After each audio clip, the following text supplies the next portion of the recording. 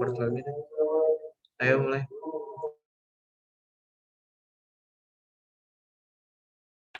Oke, selamat sore. Dari kelompok saya ada Mufli, Sabin, Hairunisa, Dela, dan Novel akan mempresentasikan tentang dibalik impor garam. Oke, yang pertama kita akan masuk ke latar belakang. Indonesia merupakan negara kepulauan terbesar di dunia yang memiliki pulau mencapai 17.508 pulau dan wilayah seluas 7.700.000 km persegi. Wilayah pesisir adalah salah satu wilayah yang banyak menghidupi penduduk sekitarnya. Banyak usaha yang dapat dilakukan di wilayah tersebut. Salah satu usaha yang dapat dijalankan oleh masyarakat yang tinggal di wilayah pesisir adalah usaha petambakan seperti tambak ikan, tambak udang, dan tambak garam. Garam merupakan salah satu kebutuhan terpenting dalam kehidupan manusia. Saat ini, pembuatan garam sebagian besar dilakukan secara tradisional oleh petani garam rakyat, di samping oleh perusahaan garam industri. Jumlah kebutuhan pokok garam di Indonesia mencapai 2.872.326 ton pada tahun 2010. Angka ini akan terus meningkat seiring dengan pertambahan jumlah penduduk dan berkembangnya industri yang menggunakan garam. Apabila dibandingkan antara kebutuhan nasional dengan kebutuhan produksi, maka produksi nasional hanya mampu memenuhi kebutuhan konsumsi saja. Hal ini yang menyebabkan pemerintah melakukan impor garam. Luas tambak garam di Indonesia sekitar 30.786 hektar dan terletak di berbagai wilayah. Tambak garam terbesar terdapat di Pulau Jawa, yaitu seluas 25.541 hektar. Selain di Pulau Jawa, garam juga menghasilkan di Provinsi Nusa Tenggara Barat dengan lahan seluas 1.155 hektar. Provinsi Sulawesi Selatan sebesar 2.205 hektar, Pulau Sumatera, dan daerah lainnya seluas 1.885 hektar. Di Pulau Sumatera, lahan tambak garam yang terluas berada di Provinsi Nanggore Aceh Darussalam. Di provinsi tersebut terdapat beberapa kabupaten yang menghasilkan garam. Contohnya Kabupaten Aceh Utara, Kabupaten Pidie, dan Kabupaten Pidie Jaya. Di Kabupaten Pidie Jaya, daerah yang masih aktif memproduksi garam adalah di Desa Lancang Paru. Masyarakat di Desa Lancang Paru memilih menjadi petani garam sebagai pekerjaan mereka karena bahan baku pembuatan garam sudah terdapat di desa tersebut. Bahan baku tersebut antara lain lahan tambak dan air asin yang sangat melimpah.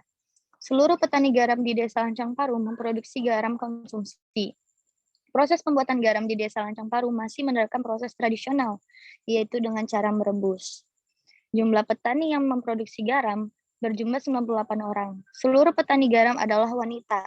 Lahan dan rumah produksi yang digunakan ada yang milik pribadi, menyewa, dan ada juga bekerja di lahan warga dengan sistem bagi hasil. 2 bagian untuk memiliki lahan dan 1 bagian lagi untuk pekerja. Produksi garam di Desa Lancang Paru mengalami fluktuasi setiap tahunnya. Hal ini dapat dilihat dari produksi garam sehari-hari. Merebus air laut dengan jumlah 100 liter per rebusan menghasilkan garam dengan jumlah yang berbeda-beda. Beberapa petani terkadang menghasilkan 20 kg dan petani yang lain menghasilkan 25 kg sekali rebusan. Kejadian ini tentu berdampak negatif bagi kehidupan masyarakat, terutama dari segi finansial. Salah satu faktor yang mempengaruhi produksi garam adalah lahan yang tidak sesuai. Lahan yang tidak sesuai bisa diamati dengan melihat faktor fisik, seperti kelerengan lahan, jarak dari sungai, jarak dari pantai, dan tekstur tanah dan curah hujan. Masyarakat, khususnya petani garam, mempunyai solusi untuk mengatasi produksi garam yang mengalami fluktuasi, yaitu dengan membuka atau memperluas lahan tambak garam mereka dengan cara menggunakan lahan tambak terlantar di desa tersebut. Para petani tambak garam ingin mengubah cara pembuatan garam, yang biasanya menggunakan metode direbus menjadi metode jemur, karena beberapa daerah di sekitar Kabupaten Pidie Jaya menggunakan metode jemur dalam memproduksi garam. Metode ini diharapkan dapat meningkatkan jumlah produksi garam di desa tersebut. Namun, belum ada penelitian dilakukan untuk menganalisis kesesuaian lahan untuk tambak garam pada tambak terlantar tersebut, sehingga masyarakat ragu untuk mengoperasikan lahan terlantar menjadi lahan tambak garam. Oleh sebab itu, maka terjadilah proses impor tersebut. Oke, selanjutnya akan dilanjutkan oleh Dela. Silakan kepada Dela. Lalu, mengapa Indonesia mengimpor garam, padahal Indonesia adalah negara maritim dan salah satu negara yang mempunyai garis pantai terpanjang di dunia? Yang pertama, karena adanya ketimpangan antara produksi dan konsumsi garam nasional. Menurut Kementerian Koordinator Maritim dan Investasi atau Kemenkomarves, kebutuhan garam nasional pada tahun 2020 mencapai 4,5 juta ton, sedangkan produksi dalam negeri hanya 3,5 juta ton. Meskipun angka tersebut sudah mencapai target produksi pada tahun 2020, yaitu 3-4 juta ton. Yang mana rincian konsumsi garam tersebut yaitu industri makanan sebesar 1,58%, industri kimia dan farmasi sebesar 9,39%, serta industri barang kertas sebesar 0,22%. Lalu alasan kedua, karena kapasitas produksi yang belum maksimal. Ada beberapa hal yang menjadi penyebab produksi garam tidak maksimal, yaitu seperti adanya faktor cuaca, karena proses produksi garam di Indonesia masih secara tradisional, yang mana mengandalkan matahari dan menggunakan alat sederhana. Sehingga kondisi cuaca di Indonesia seperti hujan dan La Nina seringkali menghambat produksi garam. Lalu disebabkan juga karena bantuan pemerintah kepada petambak garam tidak maksimal, baik itu bantuan berupa dana maupun teknologi yang memadai, sehingga kurangnya teknologi tersebut mempengaruhi kualitas garam dalam negeri itu sendiri. Dan penyebab lainnya yaitu meskipun Indonesia adalah salah satu negara dengan garis pantai terpanjang di dunia, nyatanya lahan yang cocok dijadikan tambak garam hanya 26.024 hektar dari 95.181 km panjang garis pantai di Indonesia. Oke, next. Mohon maaf, Miss, sebelumnya karena di daerah saya masjidnya suaranya begitu kencang. Pada bagian ini saya akan memaparkan tentang orang yang berpengaruh di balik prosesnya impor garam tersebut. Nah, kita bisa mengetahui bahwa sebuah kebijakan yang akan diterapkan oleh negara itu pasti memiliki dasar dan alasan dan orang yang mempengaruhi hal tersebut.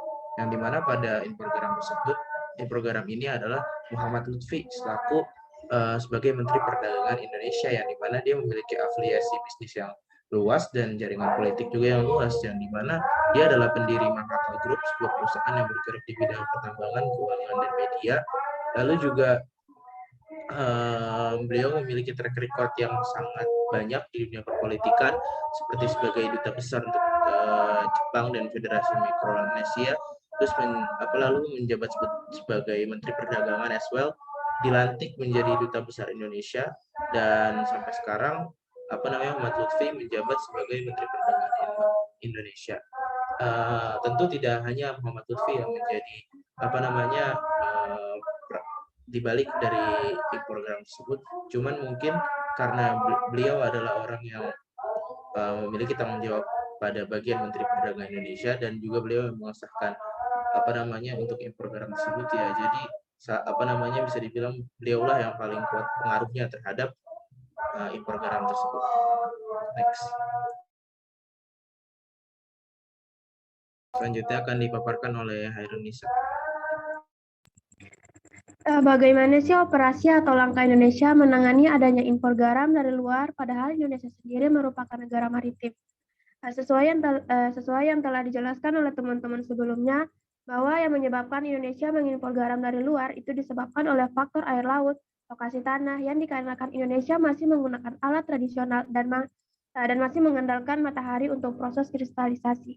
Maka untuk mengatasi akan adanya impor garam dari luar negeri yang disebabkan oleh berbagai faktor tersebut, maka pemerintah sendiri telah menyusun suatu program pengembangan industri yang dimana yang pertama melakukan intensifikasi dengan tujuan untuk meningkatkan kualitas garam dan produktivitas di sentra-sentra produksi garam. Di mana langkah-langkahnya yaitu perbaikan penyempurnaan saluran air garam dari laut ke penampungan air laut atau yang disebut dengan reservoir. Kemudian dari saluran dari reservoir ke lahan penggaraman, kemudian terjadi kristalisasi. Kemudian setelah itu perbaikan tanggul-tanggul antar kolam pegerasan lahan kristalisasi untuk mempercepat akan adanya kristalisasi. Kemudian yang kedua yaitu melakukan langkah ekstensifikasi yang bertujuan untuk melakukan perluasan lahan penggaraman yang akan diperluas ke wilayah Indonesia Timur, terutama di lahan-lahan beberapa program yang telah disiapkan di berbagai negara, berbagai wilayah seperti di Bima, Sumbawa, Teluk Kupang, Jeneponto, Ngada, NTT, dan Sulawesi. Kemudian yang terakhir yaitu melakukan promosi investasi terkait pengembangan lahan garam untuk wilayah-wilayah yang memiliki skala ekonomi seperti wilayah Rembang, Jeneponto, dan Bima yang memiliki lokasi minimum 1.000 hektar. Kebutuhan ini mencakup untuk kebutuhan garam rumah tangga, industri alkali, industri pangan, pengeboran minyak, dan industri lainnya. Kemudian pada tanggal 2 Agustus 2017 di Pontianak sendiri harga garam mencapai 1.000 per kilogram. Yang sekarang ini harganya mencapai 4.500 sampai 5.000 per kilogram. Diibaratkan bahwa kalau petani garam menjual dengan harga 4.500 ke pengasinan ikan, maka harganya nggak akan masuk dan akan merugikan salah satu pihak. Maka mau jual berapa ikan asin ke konsumen jika harga garam semakin meningkat. Next. Oke, selanjutnya adalah yang akan disampaikan oleh Naufal Azam. Ya, sejak tahun 1990, Indonesia telah mengimpor garam sebanyak 349.042 ton. Sejak 1990, impor garam dilakukan dengan total nilai 16,90 juta US dollar. Impor dilakukan sampai hari ini dengan alasan kelangkaan stok garam sebagai dampak anomali cuaca. Pemerintah telah memutuskan kuota impor garam sebanyak 3 juta ton pada tahun 2021.